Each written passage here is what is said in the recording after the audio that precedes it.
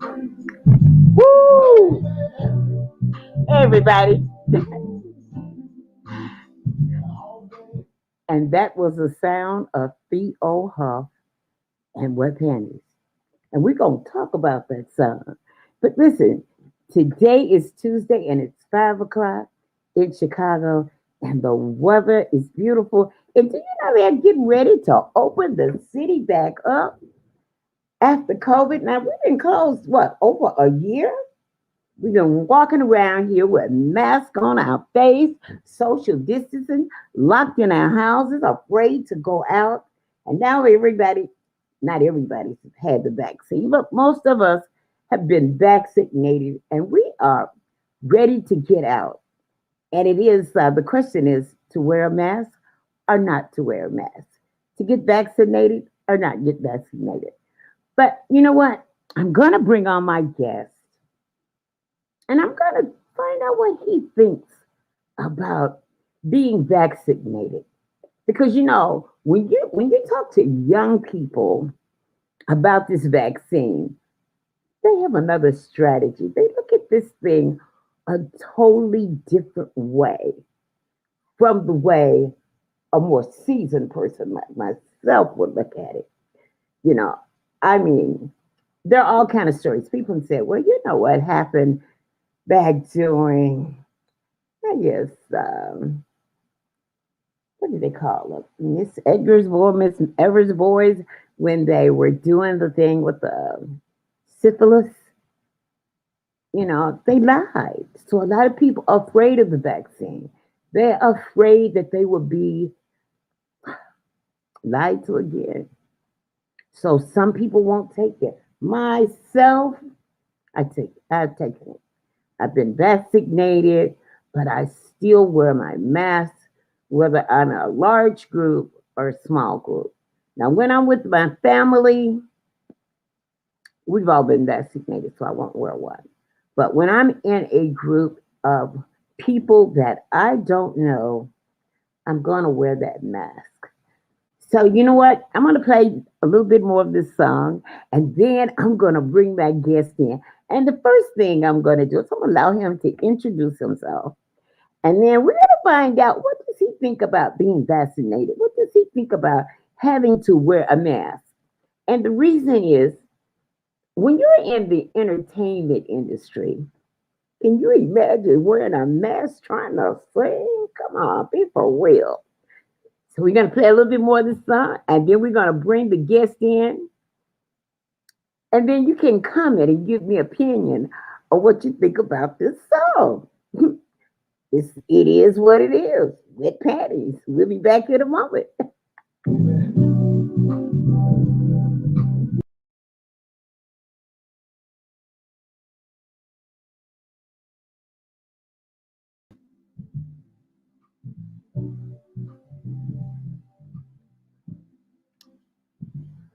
Well, he'll be back in a moment.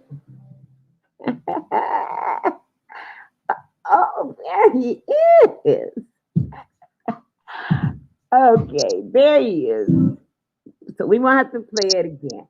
I'm going to allow him to introduce himself because he knows himself better than I do. Well, I want to thank you, Miss Katie. My name is Theo Huff, all the way from the Chicago area, and I want to introduce this song that a lot of people love. It's called "Wet Pannies" by Theo Huff. Nice song. Nice song. Thank you so Wait. much, Miss Katie. Thank you so much. So, Theo, what I want to ask you, because you are in the entertainment industry and you've made a name for yourself. Um, what do you think about the vaccine? That's number one. Personally, I would say that about the vaccine, I would say to people, do some research on it. You know what I'm saying? Okay. Because a lot of people saying get the vaccine, but if you ask them what is in the vaccine, they can't tell you nothing. Okay. So I think it's common sense to know what you put in your body. When you eating food, you should know what you put in your body. you know. So I don't want to put nothing in my body that I don't know what's in my body. So I think that they should do the research on it. Okay. So have you paid any attention to the numbers since people have started getting the vaccine? Yeah, I've been paying attention, but people still deserve to know what's going on in their body. I, I have, I'll take that answer and I'm going to leave that alone. Okay, another. I'm not going to hop on that because I mean, hey, you like you say, you have a right to know what's in the vaccine before you allow it to be injected into your body. Right, Okay. right. Now you're in the entertainment industry, and I could imagine it's hard to sing with a mask on your face. Well, what I do is, Miss Katie, I keep what's that sanitizer wipes on me, and Mhm. there's two ways you can do it. You can make sure you sterilize the mic well before you use it, or you can have your own personal mic. I prefer any singers to have their own personal mic, but if they don't have it, then you can always wipe it off and sanitize it. You know? But what about when you're in a crowd? Say if you're performing somewhere and there's 250 people in the room, and say 90% have on masks and 10% don't, and you have to be unmasked to sing. Well, it's been times that I sung with a mask on, Okay. and a lot of people they be like, "Man, I ain't never seen nobody sing a song like that with a mask on." So, so I look at it can be done, but I think that they're gonna start having some kind of creative items to prevent that from happening. Okay. So I want to ask you, what do you think about them getting ready to open the city back up? Not only the city of Chicago or the state of Illinois, this is a united front. This is happening all over America. Yeah. I think it's a good thing, but I think people still need to be cautious. Um, I think people should still need to wear their masks because I don't think it's fully over. The numbers is getting better, but I don't think it's fully over. But I know one thing that it's a blessing to have them to open up because a lot of people has been frustrated and tired of staying in the house. I mean, you've been having relationship makes up and breakups, and so I mean things been going on since the pandemic. Okay. Listen, why don't you tell me a little bit about yourself? I mean, are you a native Chicagoan? Were you born in Chicago? Or did you get your roots somewhere else and move here? Well, I'm Theo Huff, born on the west side of Chicago. My Oh, mother, my stepfather, they raised me, plus my grandmother raised me. So I always had someone to teach me uh, the fundamentals about life and the basics about life. So that's how it is. I mean, I used to travel back and forth in the South every summer, but that's what the country accent come from. But I'm originally from Chicago. okay. Now you say you were raised on the west side. Yes, ma'am. Okay, I want to ask you this: how did you avoid the games? Wow, that's a question that I must say this. It was none but God. And the reason why I say that, because I was surrounded by the gangs. I knew the gangs, I still know them. But at the same time, God placed music in my heart. And, and what happened was I was, involved in the theater in high school. So that took up a lot of my time as well. So that helped me uh, to it kept me out of trouble, put it like that. Music helped kept me out of trouble, you know. and I'm grateful for it because it took all my time. That in school. So you had something. You had some extracurricular activities to keep That's you right. occupied. Yeah. All right. Right. Okay. So, were you educated in Chicago public school system? Did your parents put you in private school or some kind of? You say you were, you grew up with music in your family. Did they put you in, some alternative school like they had Chicago Center? What is it? Performing arts.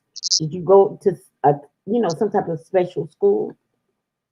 Most definitely. I went to Chicago public school, um, but I had good mentors in high school by the name of Jimmy Tillman. That he was my music teacher at the time, and he took me under his wings and got me involved within the Black Ensemble Theater. And we started gigging in cafes and stuff. So he saw something that was very unique in me. So he helped me start my career. Okay, when you first started singing, mother, father sang in the church. Is that what made you?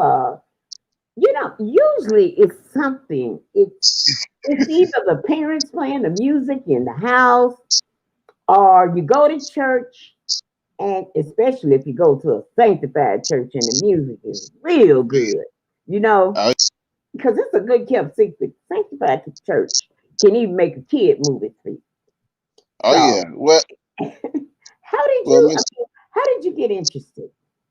well, Miss Katie, it's crazy because I grew up in the church since I was born. But Okay. I never took it serious at first. I was singing in church at the age of 5. My mom's, she saw, she creeped up on me when I was singing at the table, and she looked at me and said, "Boy, sing it again." I said, "Okay, I'll sing it again, Mama." Then I sung it. Next thing you know, I was in the church choir. So, so from that, uh, my mother was my backbone. She was the one that pushed me because she saw potentials in me, and she didn't want me to get lost in the streets. So my mother was a big part of me singing. A lot of people say she was the female version of Joe Jackson, but I Right. love it Female because Joe Jackson. if it wasn't for her, I don't think I'd be doing what I'm doing now. So I'm very grateful for my mother for believing in me. Um, she pushed me to my music teacher, Jimmy Tillman. So from there, that's escalated even higher. I mean, I was opening up for the Delphonics and Hail Melvin Blue Notes at the age of 16 and 17. So from there, I believe that I had a good start, around the right people at an early age. Okay. Have you traveled abroad to sing? Yes, yes, yes. I traveled over to Peretta, Italy, 3 years in a row overseas. I have been in Spain as well. We was on tour with George McCrae, Mhm. Denise Purcell at that time, and Bobby Rush, and it was more artists as well there. So I mean, I was blessed to be able to share that experience. You know what? Excuse me. This dog is gonna give me a problem. Come on, girl. Ah, sorry. Sorry. He's not gonna be scared. Come on, Dave. So let me ask you. I heard you said that you started singing when you were 16. I mean, you was opening act for people when you were 16. Yes, ma'am. Okay. Now, when you're 16, you have to have a permit, right? No, I never had a permit because I was doing festivals and cafes, and I don't think I should be saying this, but I was hitting the clubs at the age Okay. of 14. Well, I mean, I got a listening ear, so I was just okay. I gotta know that. Yeah. You were Yeah, doing I was. festivals and cafes. Yeah, I was. I mean, I never smoked or drink or nothing like that. So when they heard me sing it, that changed a lot of people's minds, and including the police officers. They were like, Okay. "Man, that young person can sing.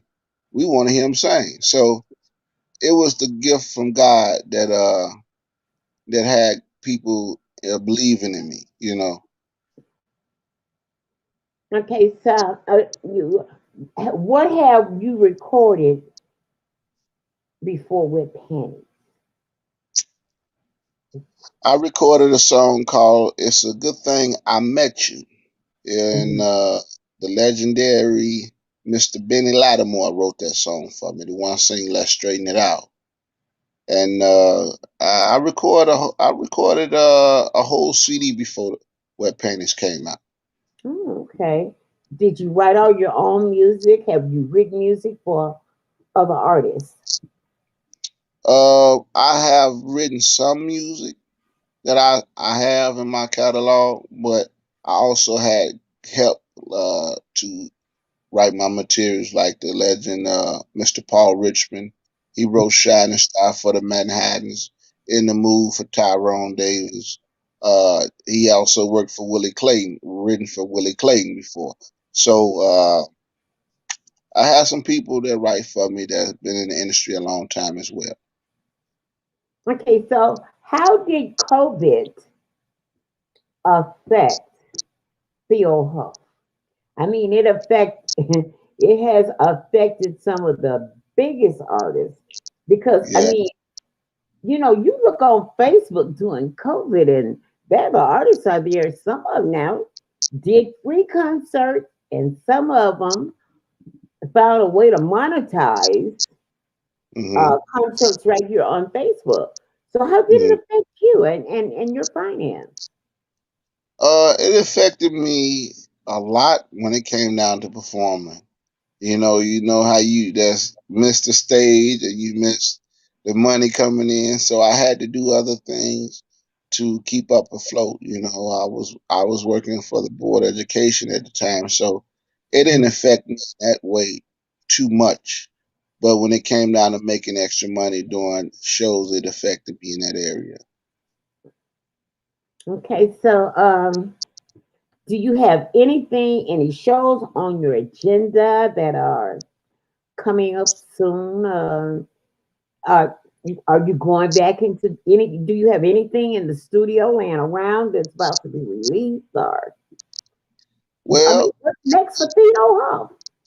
I have a show coming up. I would just say July the 17th and the 18th on Van Buren on the west side. It's out. Matter of fact, you can go on Facebook, Instagram, and the flyers is there of my up and coming dates that I will be performing. All you got to do is go to Theo Huff, one with the black and red. Uh, I got the black and red suit on, so you can easily check that out.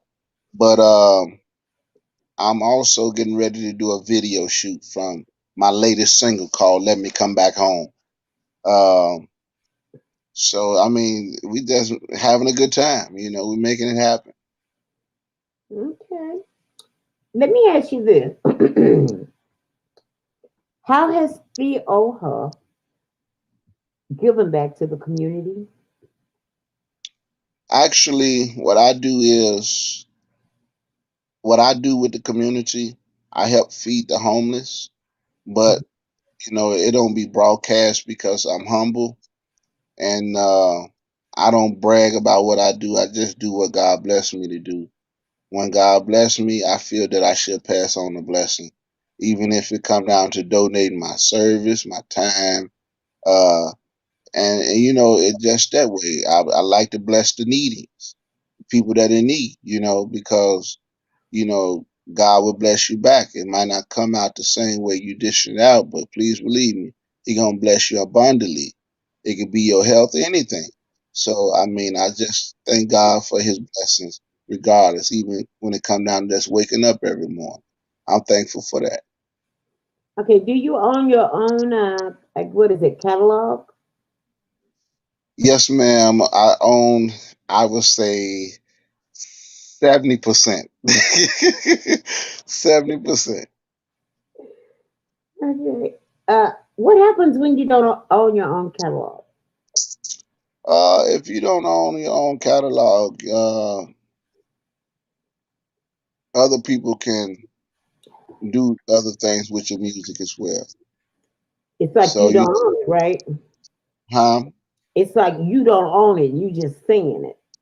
Right, You're just the voice. I'm asking because I don't know. Does that make right, you just the voice behind it? right. You be the voice behind it, but the thing is, whoever owns your catalogs, that's they got the power to put it in a movie or put it in a commercial, stuff like that. I mean, but they will let you know that they're getting ready to do it, but you have to get paid a certain amount, a percentage off that. But then when you own your own catalog, you're in control of which moves that you want to make with your music. So you can write a song Mhm. and not own it. Yeah, you can write it and own it, but when people write for you and you sing the song, that doesn't mean that you own that catalog. You know what I'm saying? So so what I mean by owning a Mhm. percentage, that means the songs that I written and songs that people ghostwrite for me that I have hired. You know what I'm saying? Work for hire. So that's how that is. So if somebody write a song for you and say, Theo, you give me this amount of money and you can have a song, that song is yours. So okay. So it's possible that say if I wrote a song Hmm. and somebody is sings the song, they record the song, should I say? They Hmm. go in the studio, they record the song. The song is copywritten, and then it's out there on all kind of streaming apps. Hmm. What happens if I'm not getting paid? First of all, before you do any songs or you let anybody record your songs, you're supposed to have a contract in place for you and that artist. So No, no, you wait a all, minute. This is what I'm trying to find out. Say you wrote the song. uh-huh. You wrote the song. So I'm Hmm. singing the song. I'm the artist that's going to sing the track. Hmm. Okay. I'm going to be the vocals. And the Hmm. track, yeah, I hope I'm saying this right. I'm trying to figure out what a person would do, just hypothetically. I'm the vocals on the track, and the track is recorded, and now I'll say it's been finalized, and it's on all the major streaming apps.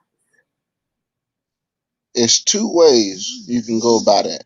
The reason why I asked that because if you written something and he got your permission Hmm. to do the song, or if you written a song, that person got the permission for you to sing that song, then it's okay.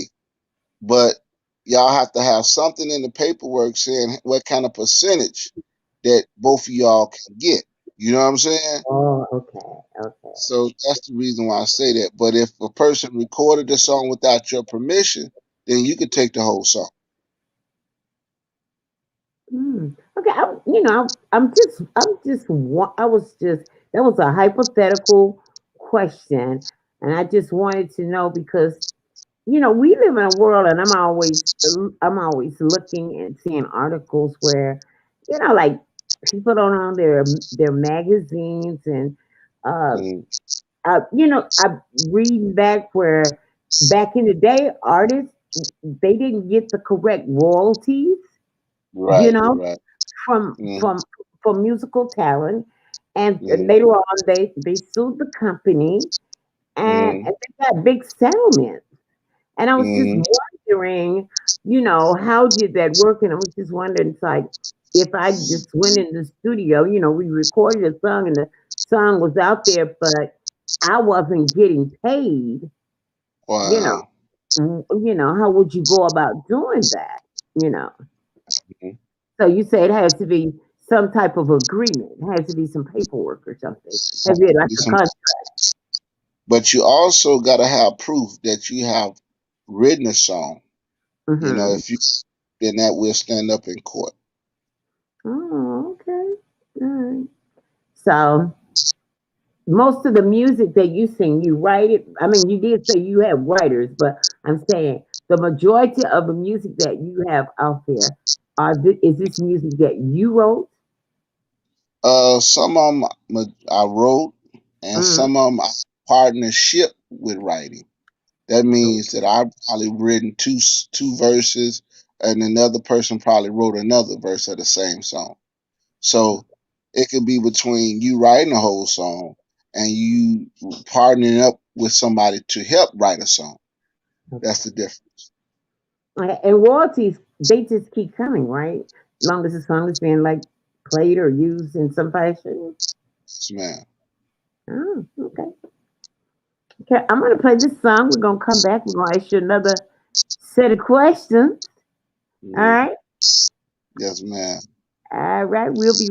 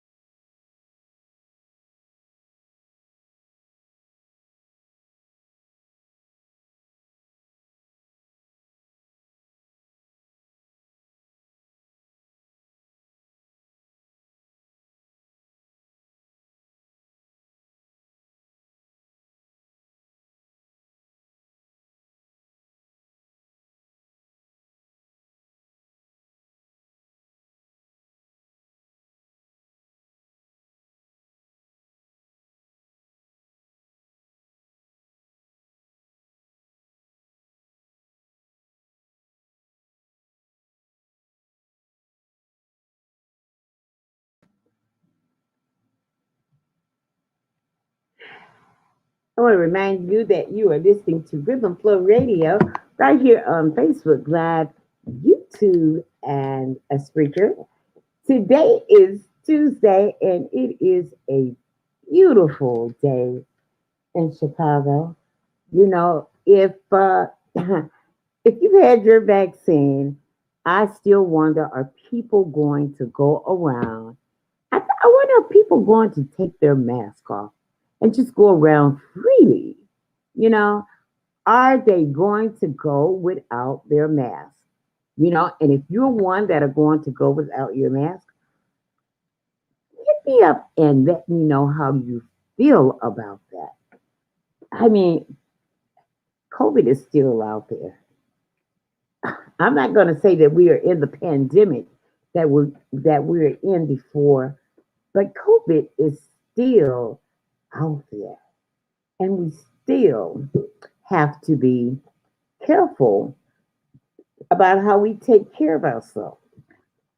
Because let me tell you, if you have family members who have, I guess you can say, conditions where they have respiratory problems or anything of that nature, and if you haven't got vaccinated or if you don't follow the proper protocol, you can still,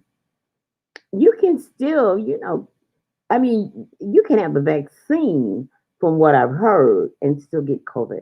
So you must, as an individual, even though you've been vaccinated, you still need to wear your mask. I still think you should be follow social distancing. Of course, washing your hands should just be part of the norm. Should be part of life.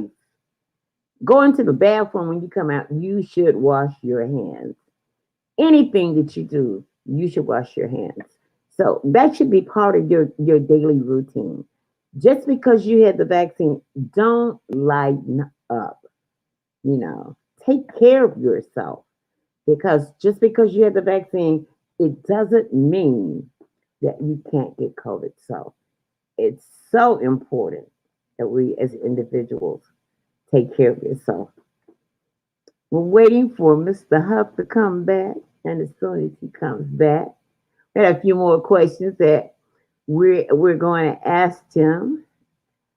And oh, there he is. Let's bring him back to the screen. Got that, Miss Katie. This phone been acting crazy. Yes, Your phone is acting crazy. ma'am. It ain't talking to you. Is it? No, it's all right. It's all right, man. You sure? Yes, ma'am. Good. You sure your phone is not talking back right? And so, I got an Apple phone, and sometimes Siri start talking, and I just throw her under the bed. Nah, Really? it's to me. It's not talking back to me. Okay. Okay. So you have an event that's coming up. You say in July. Yes, ma'am. July the Oh, 17th and 18th.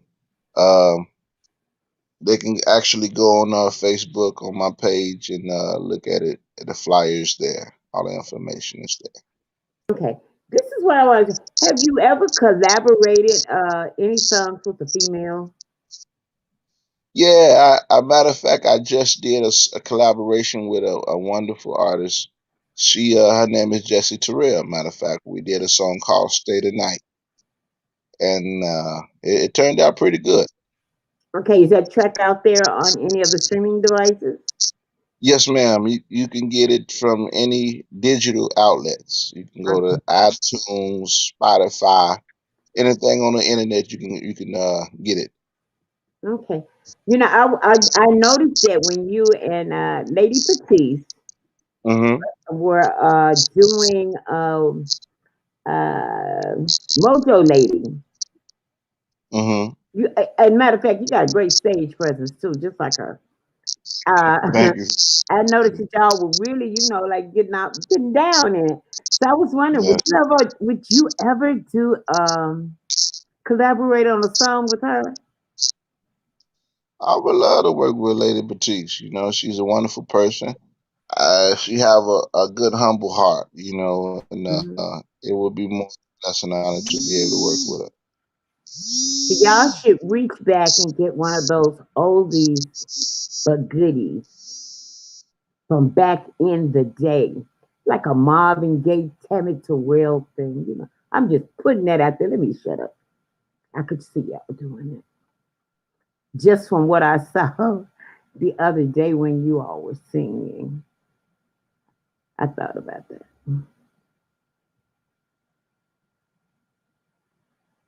Did you freeze on me? I think he's having some technical difficulties.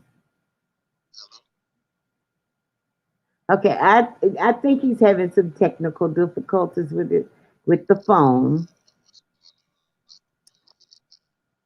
So I'm gonna do what I do best.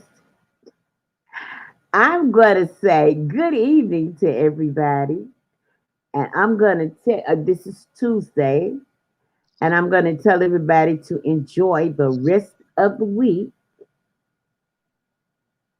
and have you a great glass of wine and enjoy your evening and do the proper thing in life. Keep yourself covered, follow social distancing, and don't let anyone give you any wet panties. And I'm signing off. Bye, y'all.